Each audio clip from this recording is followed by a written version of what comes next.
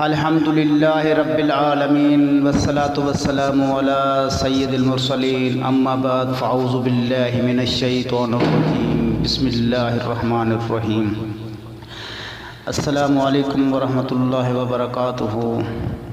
عزیز دوستو، آج میں آپ کو حضرت عمر فاروق رضی اللہ تعالی عنہ کی کرامت کے بارے میں بتاؤں گا۔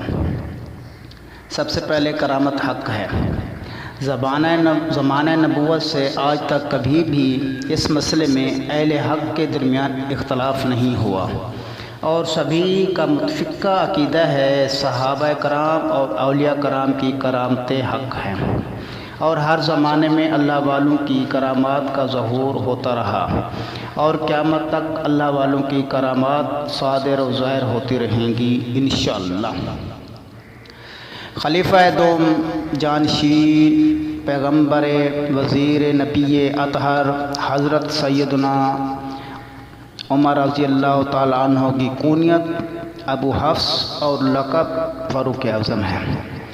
ایک روایت میں ہے کہ آپ 39 مردوں کے بعد خاتم المرسلین رحمت العالمین صلی اللہ علیہ وآلہ وسلم کی دعا سے اعلان نبوت کے چھٹے سال ایمان لائے۔ آپ کے اسلام قبول کرنے سے مسلمانوں کو بے حد خوشی ہوئی اور ان کو بہت بڑا سہارا مل گیا۔ ویسے تو آپ کی کرامات بہت ہی زیادہ ہیں، لیکن دریائے نیل کے نام کی کرامت بہت زیادہ مشہور ہے۔ جب مصر فتح ہوا تو ایک روز اہل مصر نے حضرت سیدنا عمرو بن عاص رضی اللہ تعالی عنہ سے عرض کی، اے امیر، ہمارے دریائے نیل کی ایک رسم ہے، جب تک اس کو ادا نہ کیا جائے دریا جاری نہیں رہتا۔ انہوں نے فرمایا کیا؟ کہا، ہم ایک کنواری لڑکی کو اس کے والدین سے لے کر عمدہ لباس اور نفیس زیور سے سجا کر دریائے نیل میں ڈالتے ہیں۔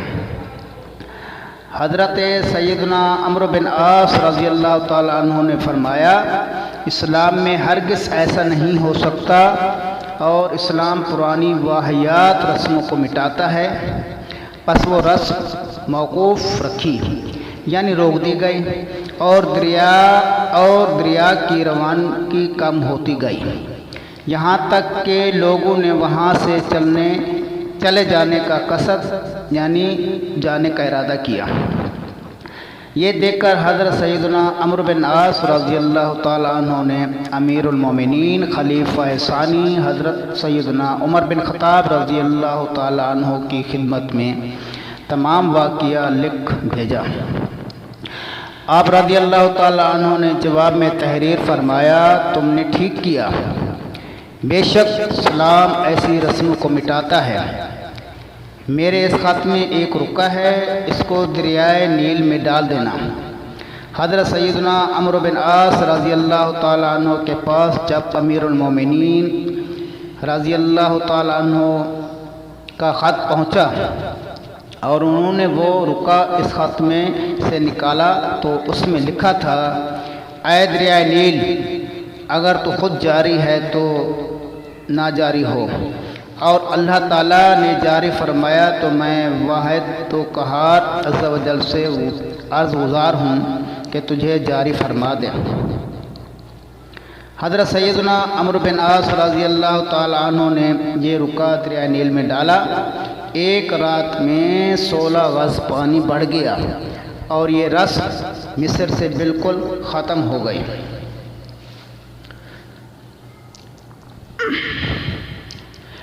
حضرت عمر رضی اللہ تعالی عنہ ایک بار ایک صالح نیک پرہیزگار نوجوان کی قبر پر تشریف لے گئے اور فرمایا، اے فلاں، اللہ عز و جل نے وعدہ فرمایا ہے، وَلِمَنْ خَافَ مَقَامَ رَبِّهِ جَنَّتَانِ،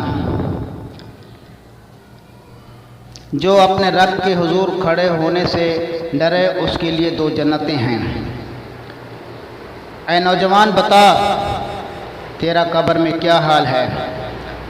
اس صالح بعمل نوجوان نے قبر کے اندر سے آپ رضی اللہ تعالیٰ عنہ کا نام لے کر پکارا اور بآواز بلند 2 مرتبہ جواب دیا، میرے رب نے یہ دونوں جنتیں مجھے عطا فرما دی۔